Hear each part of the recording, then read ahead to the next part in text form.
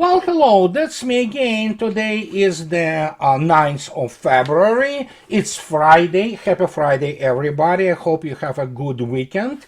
And let's start with what everybody would expect me to start with. We're talking about the Mr. Tucker-Carlson talking to Vladimir Putin.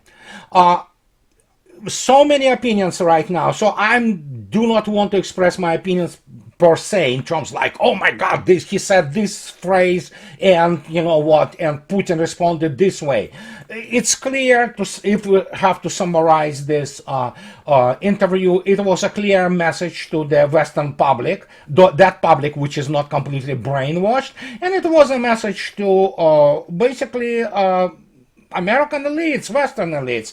Obviously, Vladimir Putin is pretty much open on the fact that Europe is the vassal of the United States and is absolutely has no vote in all that. But this is the message to American political elite, and the summary of this message is very simple, which has been reported so many times in all different how to say, media and other channels, that putting this in simpler words, here is what he states. And this is the message. Putin, the West is beginning to realize that there will be no strategic defeat of the Russian Federation. And when he asked about this, and the journalist also asked Putin if he thinks that it would be too humiliating for NATO to recognize Russian control over the Donbass and Novorossiya right now. And I said, let them think about how to do it with dignity. There are options, but only if there is a desire, the president stated. Just think about what he stated. This is his quote. And this is why this is so significant for Tucker's interview, because he basically went to Moscow, went to Kremlin, using obviously Tucker's incredibly high public profile and being probably the most important Western journalist in history, maybe. And Vladimir Putin responded to him that it's over, guys. I mean, this is what this phrase is all about.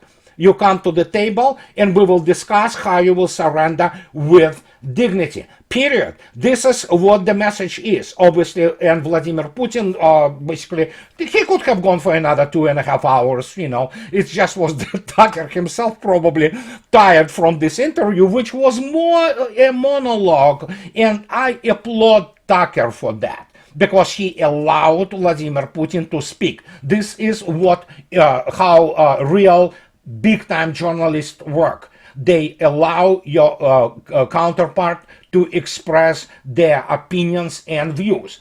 But then, of course, there is the other factor, which is tremendously important and which we will have to start talking about. Today, I believe it was in Strategic Culture Foundation, which I read that this interview, or maybe not actually, it could be, guys, don't quote me on the source of this, but it is one of those types of websites, or maybe even the responsible statecraft. This interview was the beginning of the end of the Fourth Estate, as we know, because obviously through demonstrating and exposing for the comparison of two presidents, of course, Vladimir Putin and Joe Biden, the comparison which became not only warranted but irresistible.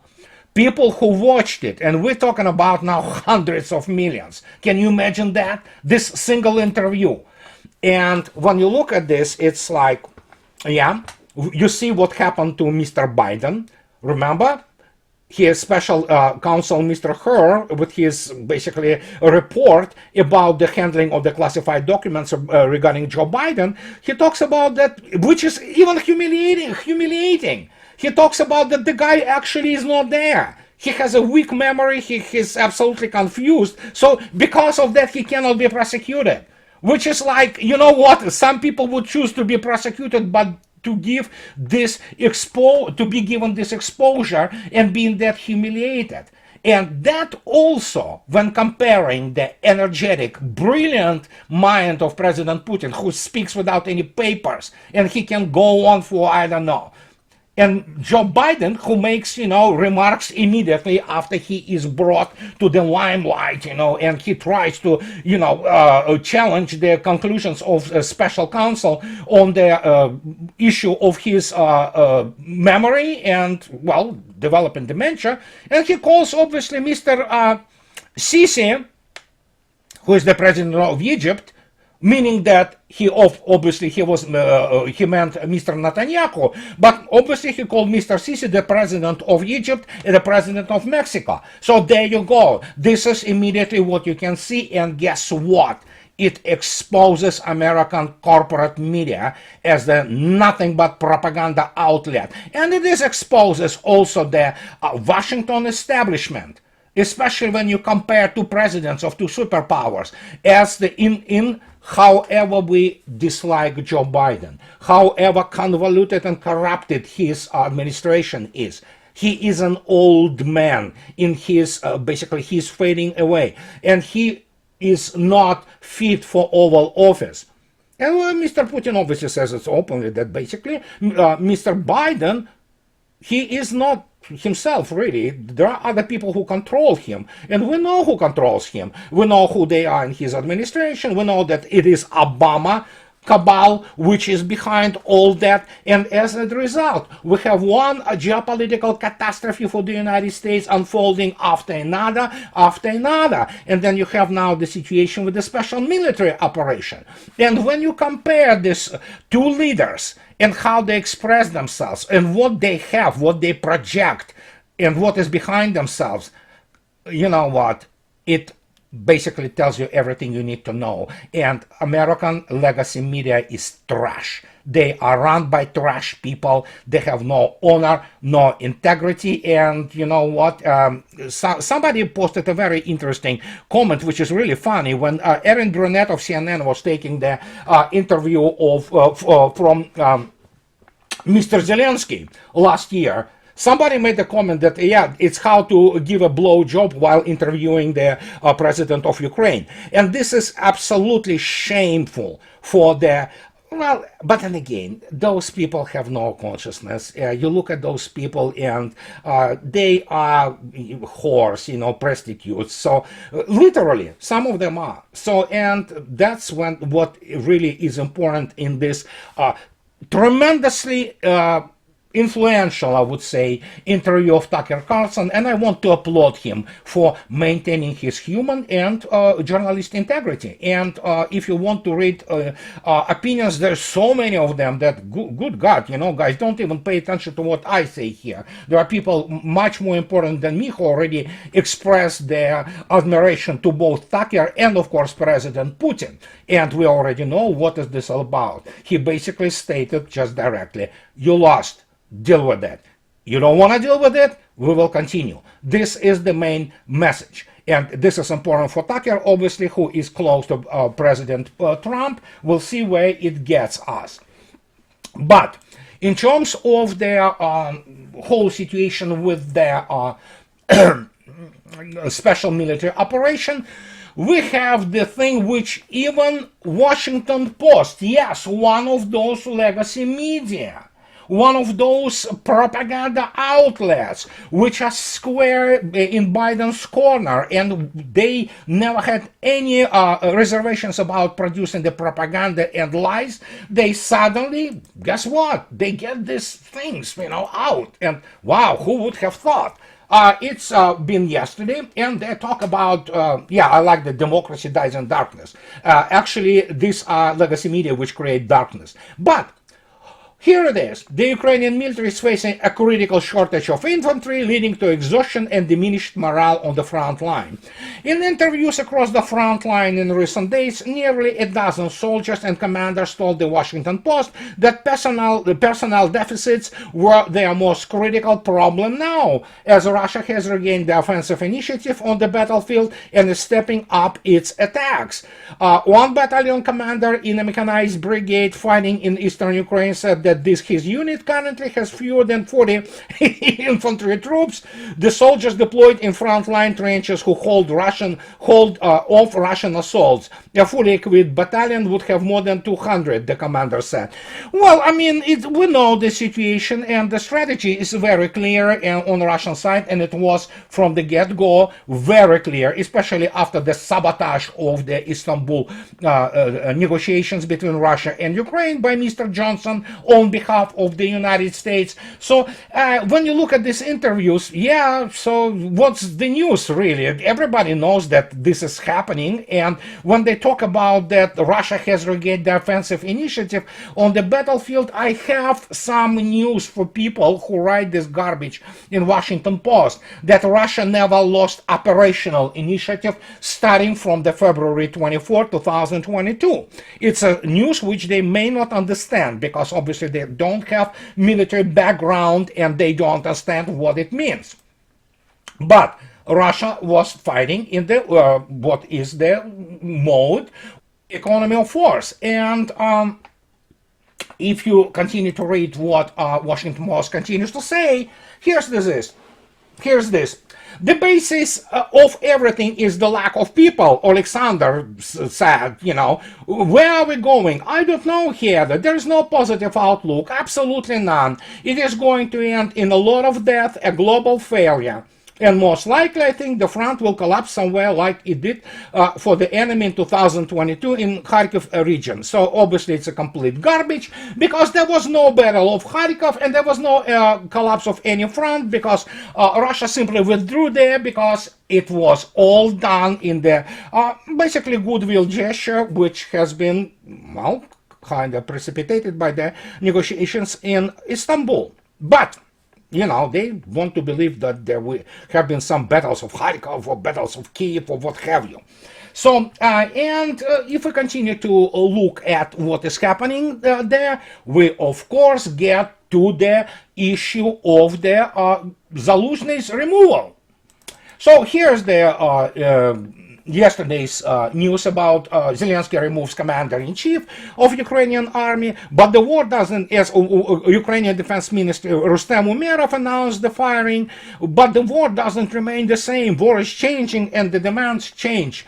Combat in 2022, 2023 and 2024 are three different realities. 2024 will bring new changes that we must be prepared for.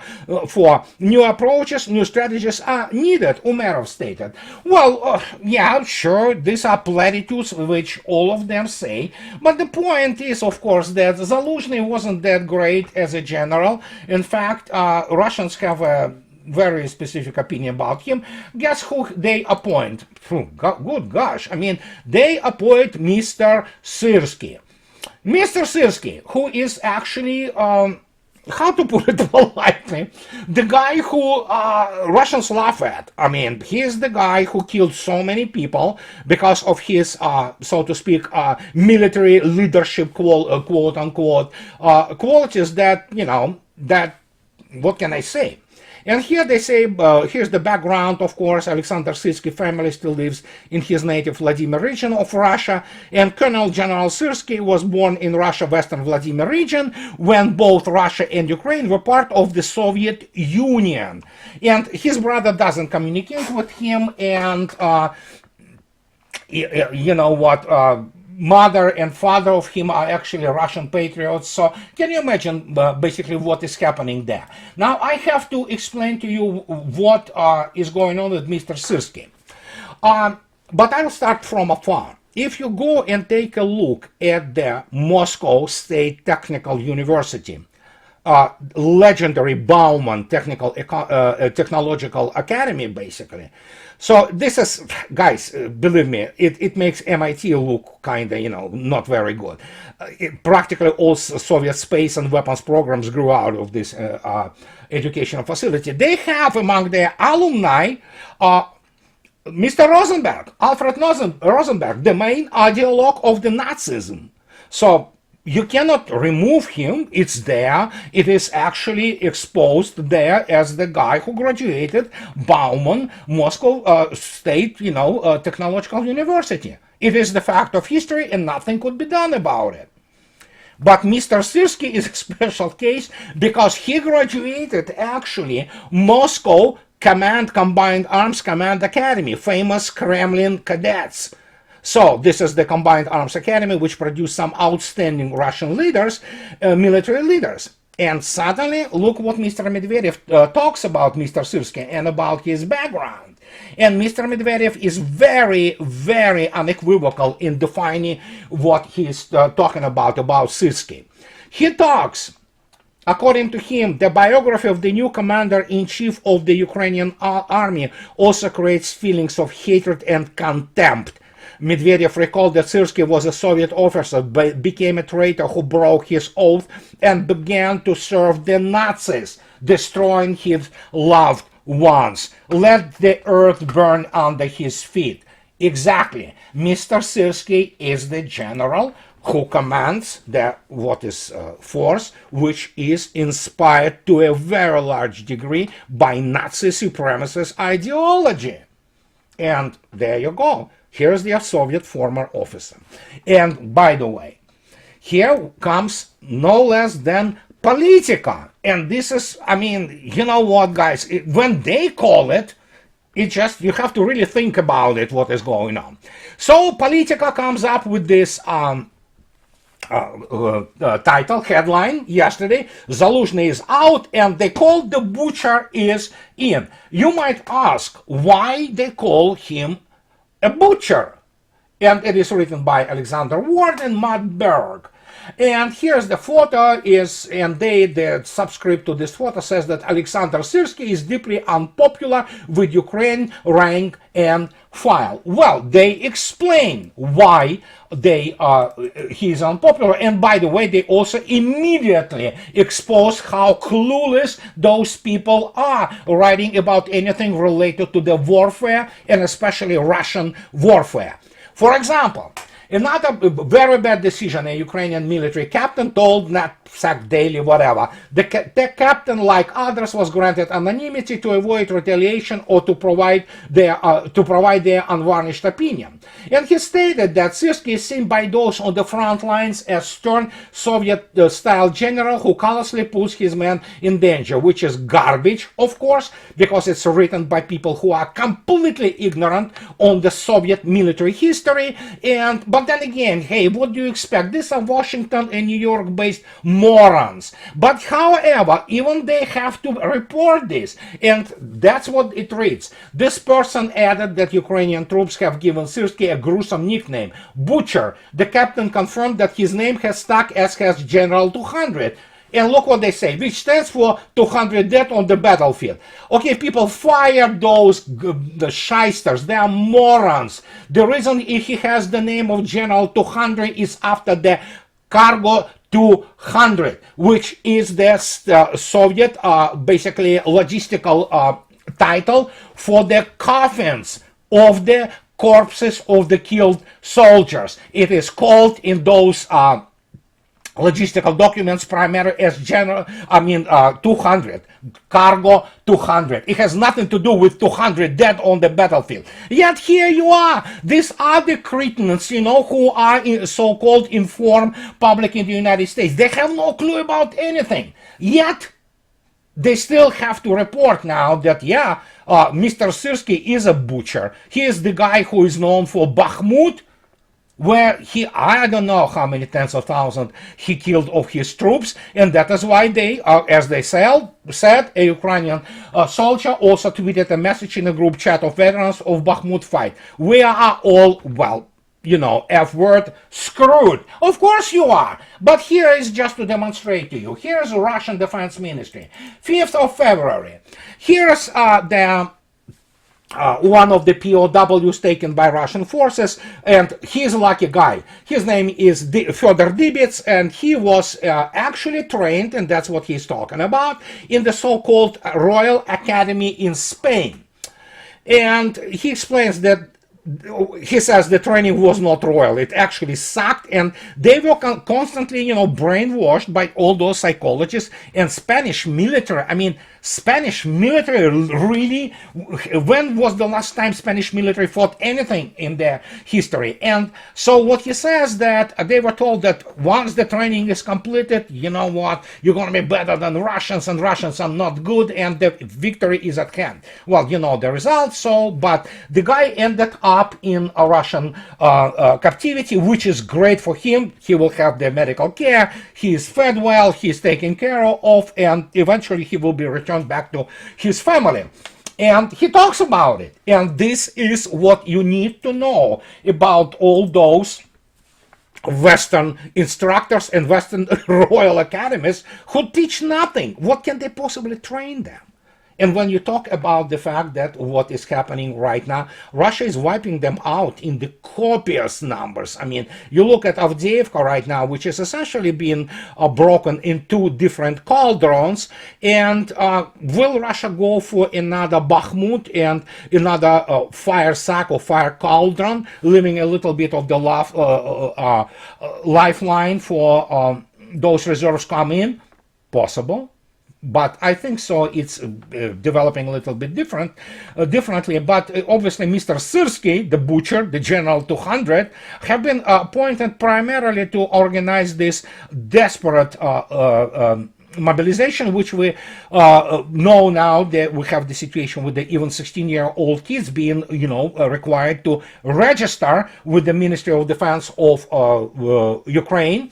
And of course, guess what? Women and old men are coming. Volkssturm mode, full blown, full ahead, and so Syrski will try to get those 500,000 people. Obviously, it's impossible, and of course, we have the situation with all those funds which still stuck somewhere on the Capitol Hill, and it doesn't matter.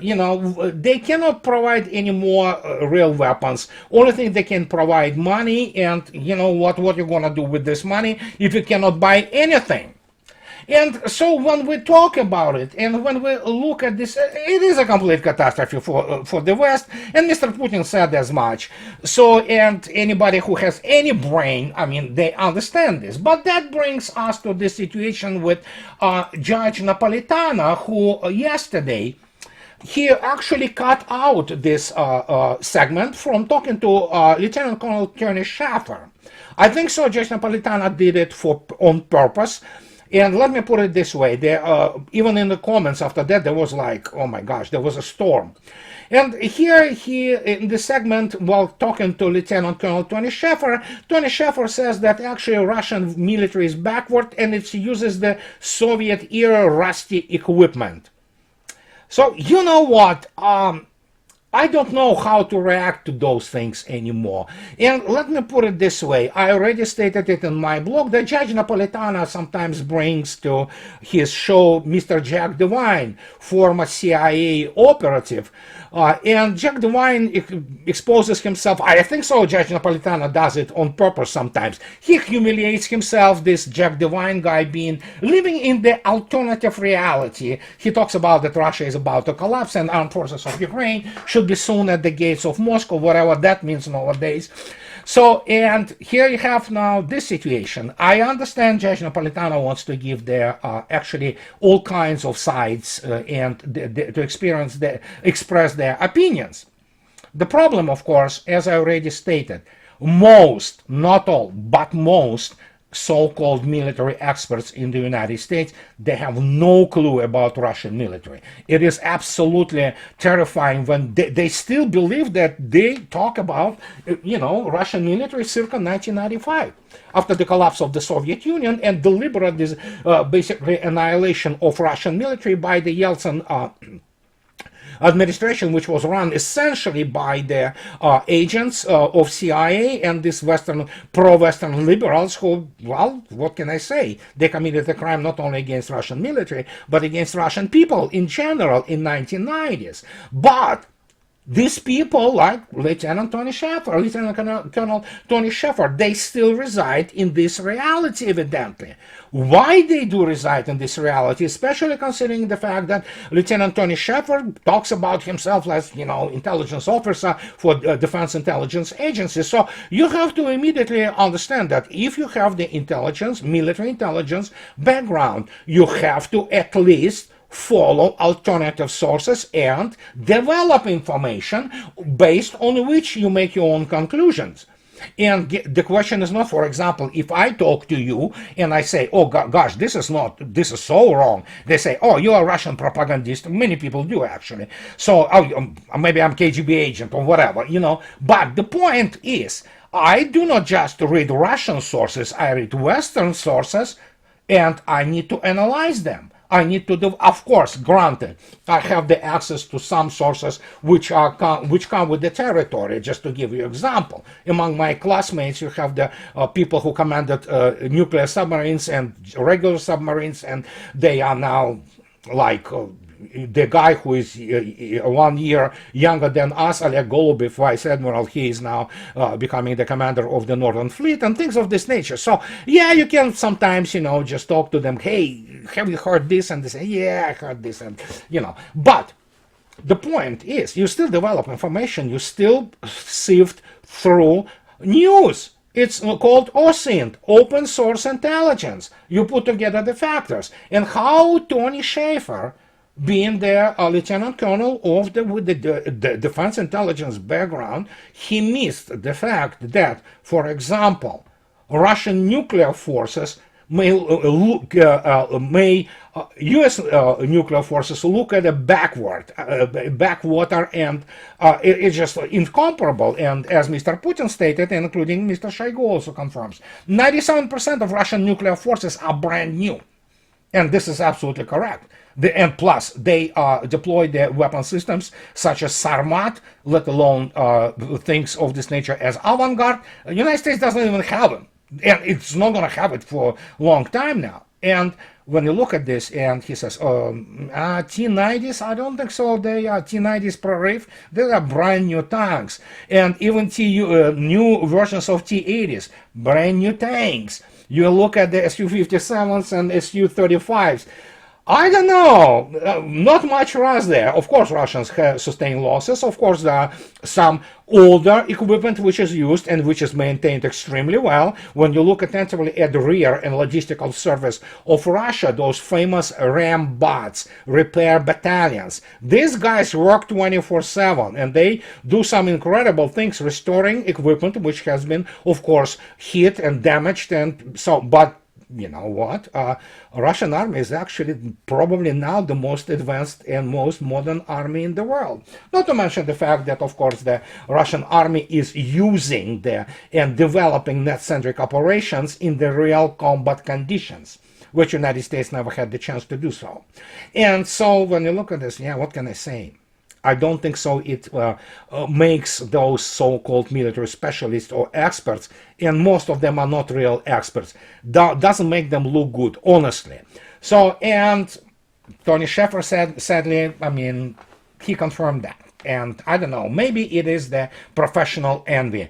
And let me tell you, in my book I write about it. There is a lot of professional envy happening right now on the American side, especially because it is, well, it's basically destroying the American mythology of the, quoting Mr. Obama, finest fighting force in history. As I already stated, Romans or Erich von Manstein or Zhukov with Rokossovsky, they would have issues with these statements. And so this is what I wanted to tell you guys today. And as always, those who like what I do, please subscribe to my channel.